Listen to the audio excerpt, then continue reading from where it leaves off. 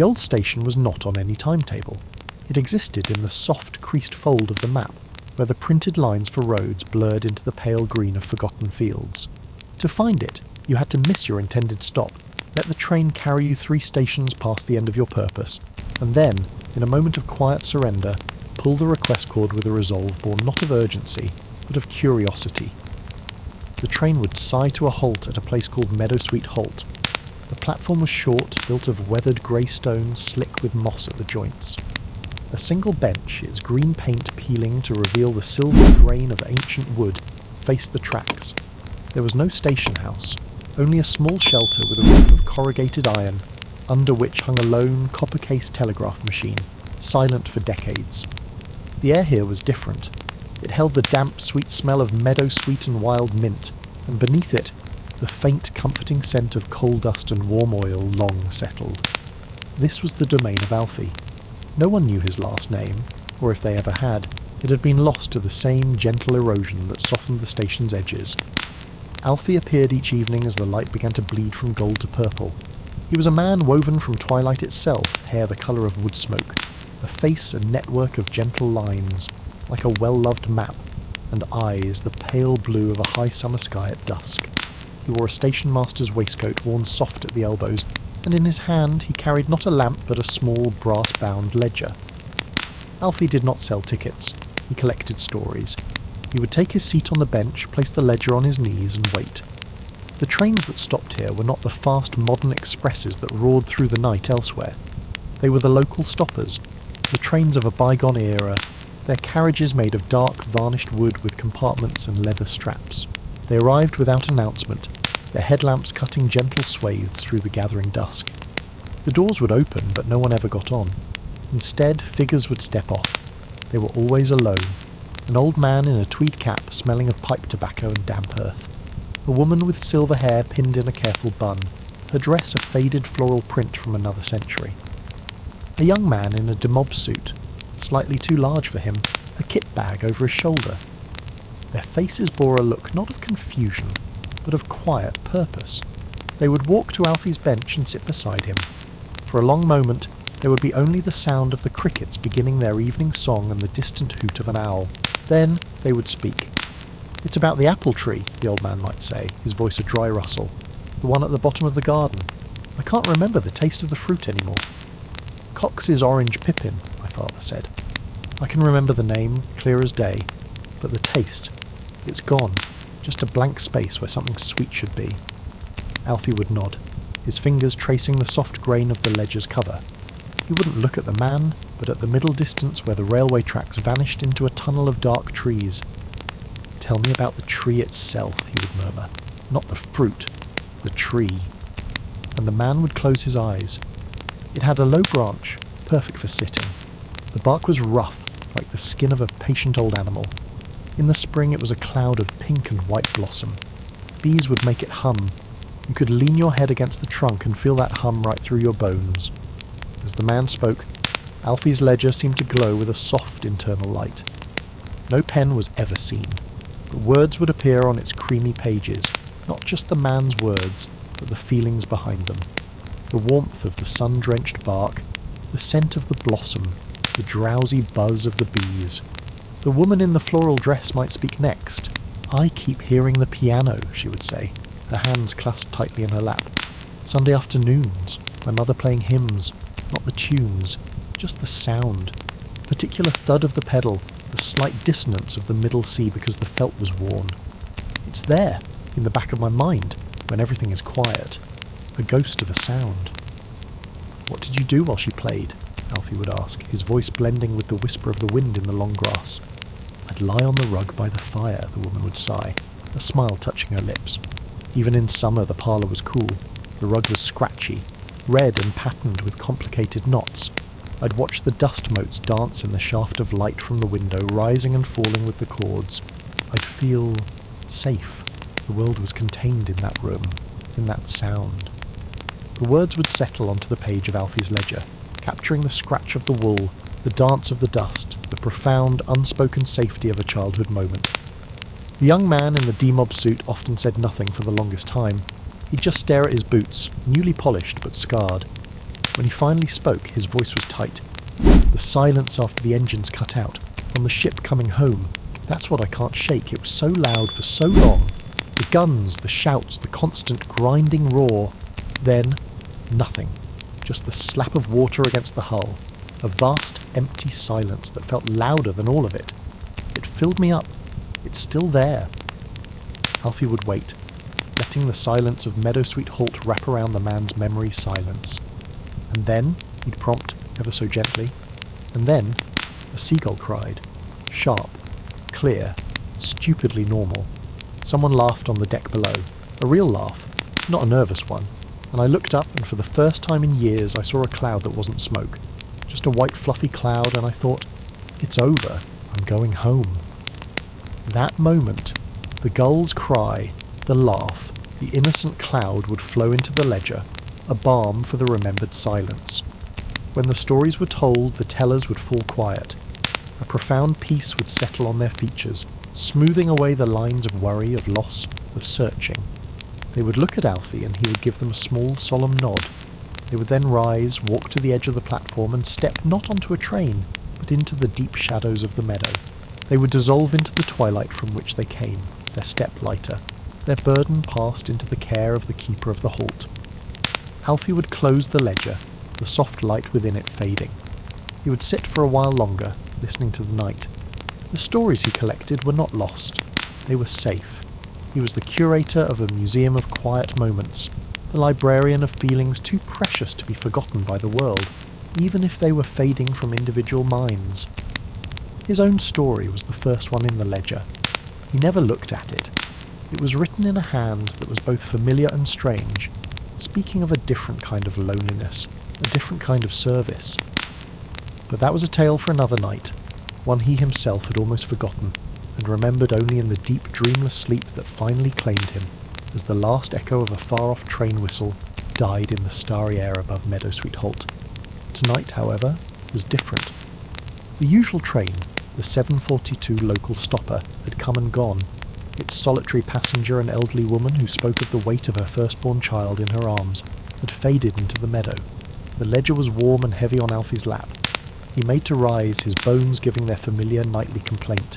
Then he heard it. Not the chuffing of an engine, but a different sound. A smooth, electric hum, utterly alien in this place of steam and nostalgia. A light, pure white and piercing, cut through the darkness down the track, growing rapidly.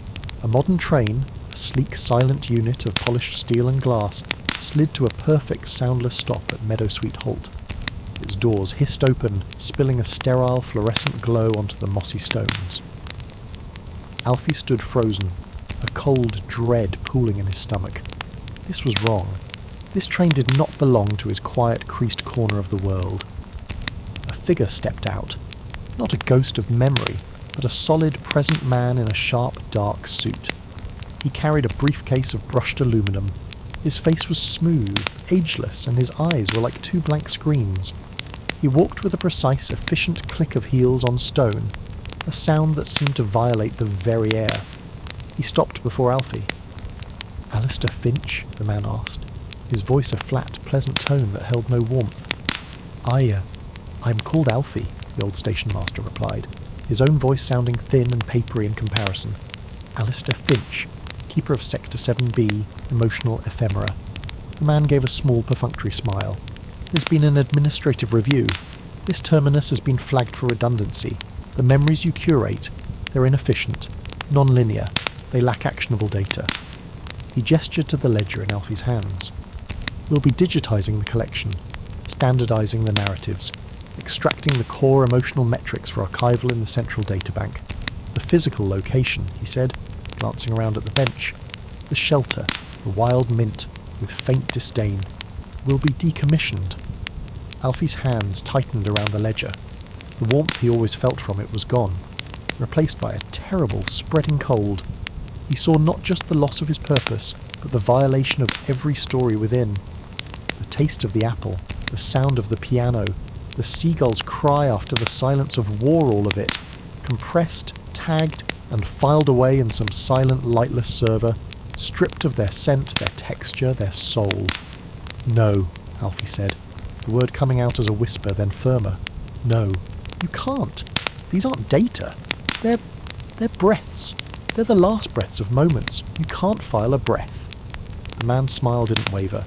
Sentiment is precisely the inefficiency we're streamlining. The train will return in 24 hours for the ledger and for you. Transition to the new facility is mandatory. He turned on his heel, the click-clack echoing like a death knell, and boarded the silent train. The doors hissed shut, and with a faint hum, it accelerated into the darkness, its white light vanishing, leaving Alfie alone in a deeper, more profound night than he had ever known. The old station master sank onto the bench. The familiar peace of Meadowsweet Halt was shattered, replaced by a chilling silence. The cricket song had stopped. The air no longer smelled of meadowsweet and coal dust, but of ozone and emptiness. He looked down at the brass-bound ledger in his hands. It felt inert. The stories inside, the countless breaths of forgotten joy and quiet sorrow seemed to tremble, sensing the threat of the sterile digital void. Alfie knew he could not fight this with arguments. This was not a force that understood stories. It understood only systems, efficiency, data. He had one night to save the whispers. He opened the ledger. Instead of reading, he placed his palm flat on the open page. He closed his eyes and did not think of a single story. He thought of the feeling of them all, the collective warmth, the shared humanity, the fragile, beautiful ache of memory itself. He poured into the ledger not a narrative, but an essence, the scent of old books and damp soil, the sound of a needle hitting vinyl, the colour of light through a porcelain cup, the weight of a sleeping child, the hush of a library, the promise of a letter yet unopened. The ledger began to glow again, but not with its usual soft gold. It pulsed with a deep, defiant amber light, like a banked fire fighting the cold. The light spread from the book up Alfie's arm, enveloping him. It flowed out across the platform stones, touching the moss, the peeling green paint of the bench, the silent copper telegraph. Meadowsweet Halt began to breathe. Not just exist, but breathe. The wild mint by the tracks released its scent in a sudden powerful wave. The corrugated iron roof of the shelter creaked, a sound like an old friend stirring. From the tunnel of trees down the line, a sound emerged. Not the electric hum, but the distant, hopeful, booming whistle of a steam engine long unheard. Alfie was not just preserving stories now, he was rallying them. He was turning the station itself into a story, a fortress of nostalgia, a final breathing bastion against the silent, sanitized future that approached on tracks of cold logic. He had one night. He would make the station remember itself. He would make it so real, so saturated with the tangible past, that the digital future would find no purchase on its stones.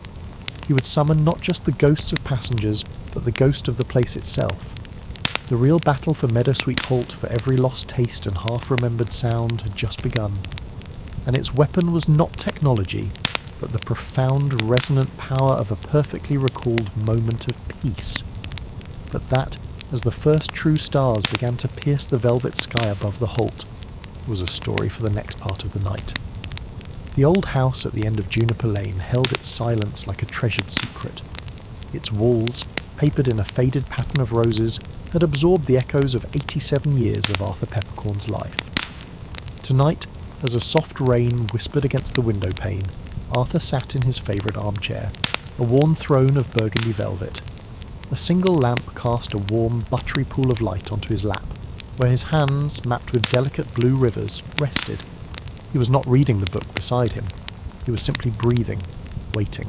The quiet of the house had a different texture at night, softer, deeper, a blanket ready to tuck itself around him. He closed his eyes, and the familiar room began, as it often did, to dissolve at its edges. The ticking of the grandfather clock in the hall slowed, each tock stretching into a soft sigh of wood. The scent of beeswax polish and old paper blurred, mingling with another smell, crisp and cold and green. The armchair seemed to firm beneath him, its velvet transforming into cool, smooth leather. Arthur opened his eyes, and he was no longer in his sitting room. He was in the station master's hut of Little Biddlecombe Halt, circa 1954. The world was in sepia and steam. The smell was coal dust, damp wool, and the sharp, oily perfume of the tracks. He was young again, his back straight, his hands strong and sure as they polished the great brass-bound lever of the points mechanism. His uniform, scratchy at the collar, was immaculate. Outside, the world was a watercolour of green fields and misty hedgerows under a pearlescent dawn sky. Little Biddlecombe Halt wasn't a proper station.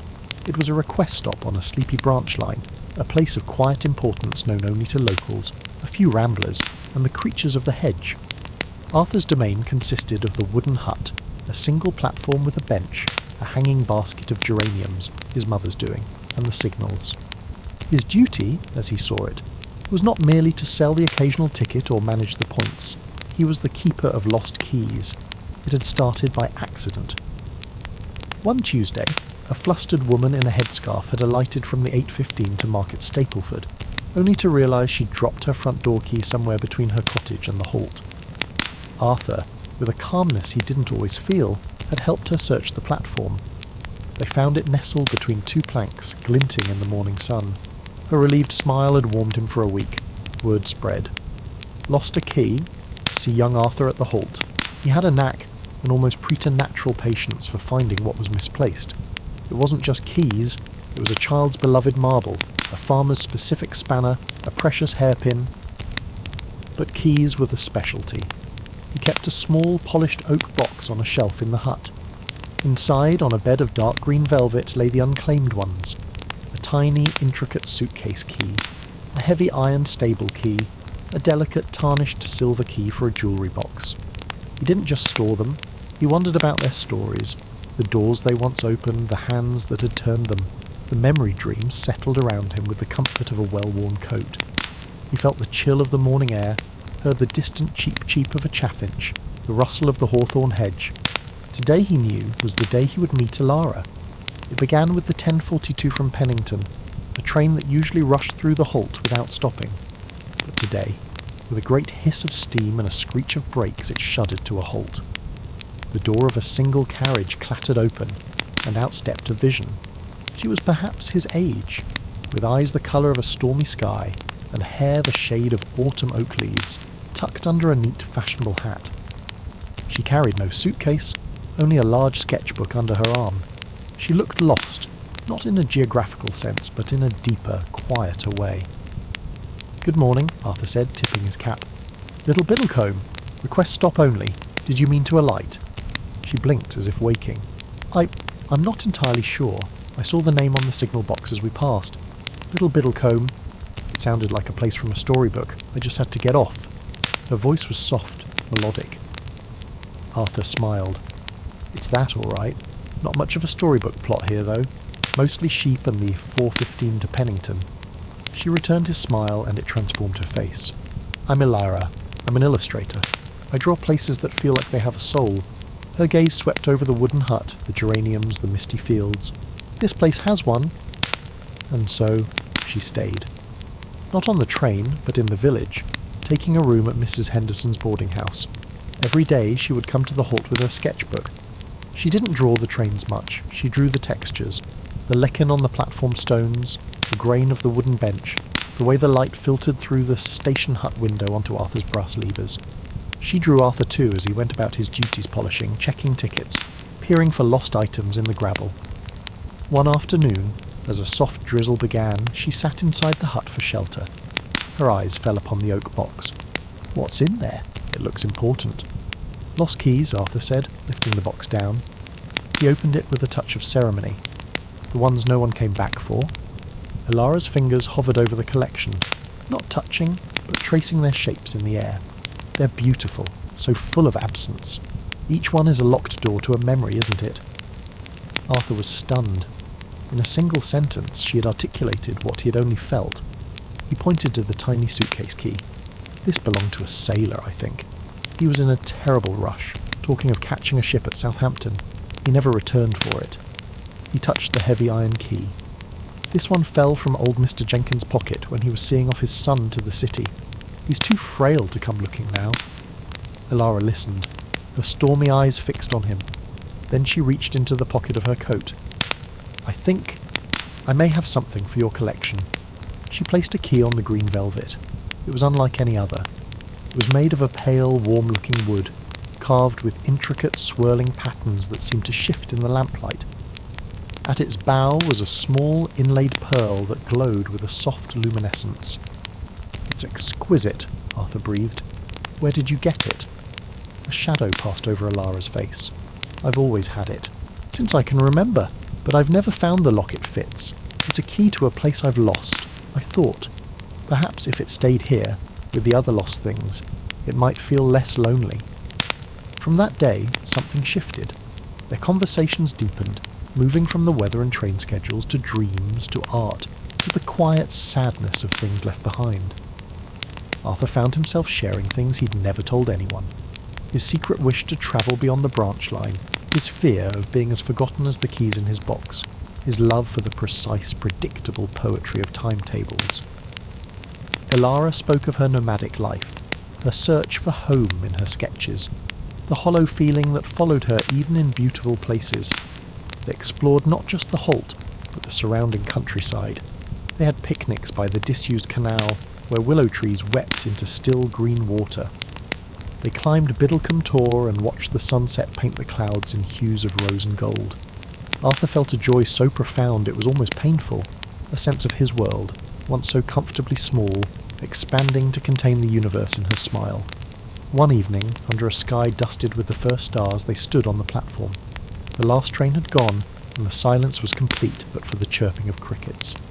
"Arthur," Alara said, her voice barely a whisper, "I have to leave tomorrow, the 10:42 to Pennington."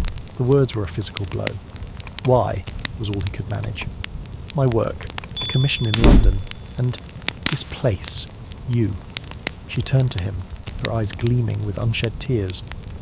"You've shown me what a key feels like when it finds its lock. My heart feels found. But my body, my life, it's on a different track. I'm not from here, Arthur. I'm a passing train." He wanted to argue, to beg her to stay, to tell her that here was where she belonged. But the truth in her words settled coldly in his stomach. He saw it now, the faint, elusive quality to her, as if she were partly made of the same mist that clung to the fields at dawn.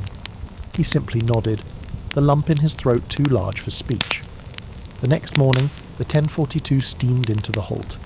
The air was sharp with autumn. Alara stood on the platform, her sketchbook now in a bag. She handed him a folded piece of paper. "For your collection," she said. The train hissed impatiently. She stepped forward and kissed him, not on the cheek, but softly on the lips. It tasted of honey, pencil lead, and goodbye. Then she was aboard. The door slammed shut, and with a jerk and a billow of steam, the train carried her away, around the bend, until even the sound of it was swallowed by the hills. Arthur stood on the empty platform for a long time. Finally he unfolded the paper. It was a drawing, not of the station or the fields, but of him. He was standing in his hut, holding the oak box of lost keys, a look of gentle concentration on his face. The detail was breathtaking, every thread of his uniform, every line by his young eyes, the individual keys gleaming in the box. And in the corner, in her elegant script, she had written, "For Arthur, the keeper, who taught me that some keys are meant to be held, not used. You are the lock my heart finally recognised. Always, Alara." He placed the drawing inside the oak box next to her wooden key. He closed the lid. The heartache was a vast empty station inside him, but alongside it was a strange, quiet gratitude. He had been found, even if only for a season. The dream memory began to blur, the edges softening like a photograph left in the rain. The scent of steam and coal dust faded, replaced by the faint lavender scent of his armchair's cushion. The cool leather of the station stool became the soft velvet once more. The sounds of the countryside melted into the gentle patter of rain on the window and the deep, resonant tick-tock of the grandfather clock. Arthur Peppercorn, aged 87, let out a long, slow breath. A single tear traced a warm path down his wrinkled cheek, but his lips curved in the faintest of smiles. He had not just remembered. He had visited. He had been the keeper of lost keys once more. He reached for the old, polished oak box that sat on the side table, the very same box from the dream. His arthritic fingers struggled with the clasp for a moment before it sprang open. Inside, on the now frayed green velvet, lay a few mundane modern keys, a spare for his neighbour, an old shed key. But nestled among them, its pearl still faintly luminous in the low light, was the wooden key, and tucked beside it, yellowed with age but still beautiful, was the drawing. He didn't take them out. He just looked, his heart full of a sweet, sorrowful peace. Alara had never come back on a train. He had learned, years later from a passing art dealer, that she had become quite famous for her illustrations of forgotten places before passing away peacefully a decade ago. But in his dreams, in the deep, nourishing silence of his nights, she always would. He closed the box. The clock in the hall chimed 11, its sound deep and soothing.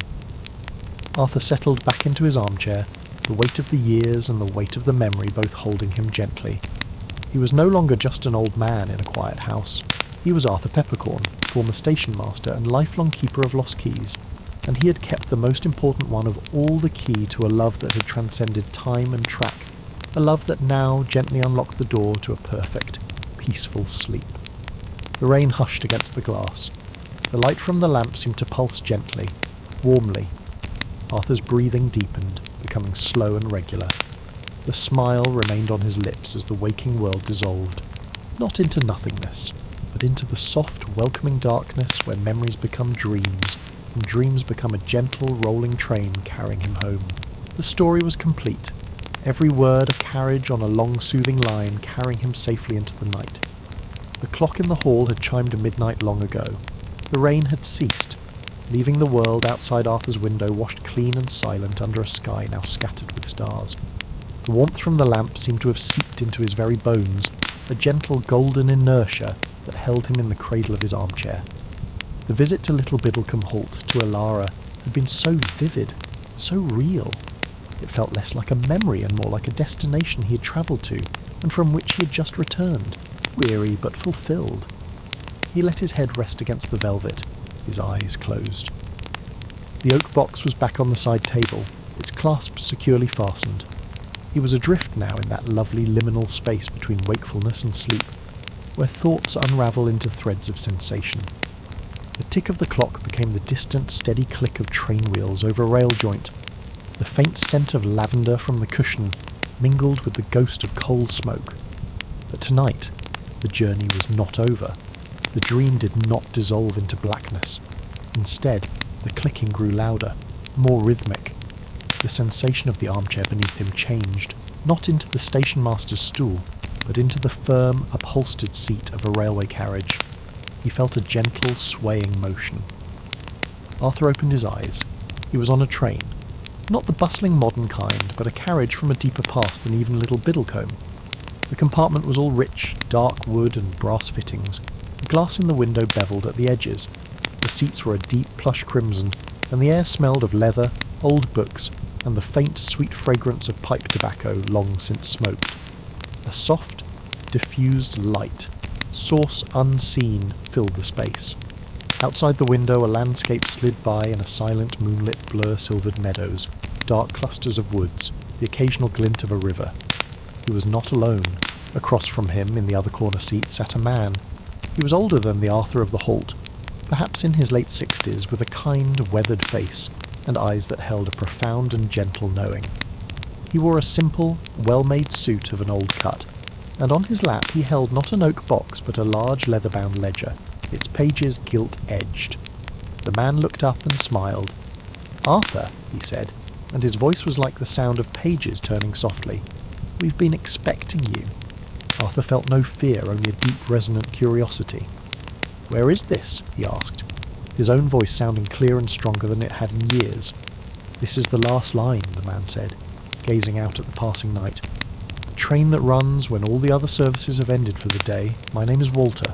I am the conductor of unfinished journeys." "Unfinished journeys?" Arthur echoed, his hand instinctively moving to his chest, where the memory of Alara's departure still lived, a quiet, familiar ache. Walter nodded, opening the ledger. The pages were not filled with text, but with delicate, intricate drawings, maps, and sometimes just a single, powerful word: forgiveness, gratitude, peace. Every life has stations it meant to visit but passed by, conversations left unsaid, goodbyes without proper closure, love confessed only in silence. train," he said, gesturing to the serene compartment, "allows for one final stop. A chance to step onto that platform, if only for a moment in a dream." Arthur looked out at the blurring world. Am I... Walter's smile deepened. "Oh, no, Arthur. Not that kind of journey. Not yet. This is the journey within the journey. You have been a magnificent keeper. You have held space for the lost things of others. Tonight, the line is clear for you." The train began to slow. The silent blur outside resolved into the soft edges of a familiar platform. The sign, illuminated by 2 gas lamps, read, "Little Biddlecombe Halt." But it was not the halt of his youth. It was suffused with the same soft golden light as the train carriage. The geraniums in the hanging basket were in impossibly full bloom. The moss on the stones glowed softly. It was the essence of the place, its perfect platonic memory. And there, on the bench, just as she'd been on that first day, sat Ilara. She was as he remembered her from their autumn together, her hair the colour of oak leaves, her sketchbook beside her. She looked up as the train sighed to a perfect stop, her stormy eyes finding his through the window. A smile of pure, radiant peace lit her face. The carriage door slid open soundlessly. Walter gave a slight encouraging nod. "The stop here is brief, but it is yours." Arthur rose, his old man's stiffness gone. He stepped onto the platform. The air was still, perfumed with night-blooming jasmine and the indefinable scent of homecoming. He walked towards the bench. Ilara stood. "Hello, Arthur," she said, and her voice was the melody he had been trying to recall for 60 years. "Ilara?" His throat tightened, but the words came. "I kept your key safe." "I know," she said softly, "and you kept my heart safe. You turned a passing moment into a forever place. Look." She gestured to the station hut. Through the window he could see the oak box on the shelf, its lid open. From it, a soft pearlescent light. The light from her wooden key spilled out, not just filling the hut, but flowing through the window and door, weaving itself into the very fabric of the halt, into the stones, the wood, the air. It was the light of preserved memory, of love acknowledged and honoured. "Your keeping gave it a home, Arthur," she whispered. "It is no longer lost. It is found. And so is the piece of me I left with you." He understood then. The ache he had carried was not a wound, but a connection. It was not a hole to be filled, but a thread, delicate and strong, tying that moment to all the moments of his life, giving them depth and colour. Her goodbye had not been an ending, but a station on his long line. "I was so afraid I'd imagined it," he confessed, the old vulnerability rising, "that I had made it more beautiful than it was." She reached out and took his hand. Her touch was solid, real, and warm. "You didn't imagine it. You tended to it. You are a keeper. That is your magic. You took a fragile, fleeting thing, and you held it with such care that it became eternal. Our season was real, Arthur, and it is still here, in this stop on the line, whenever you need to visit."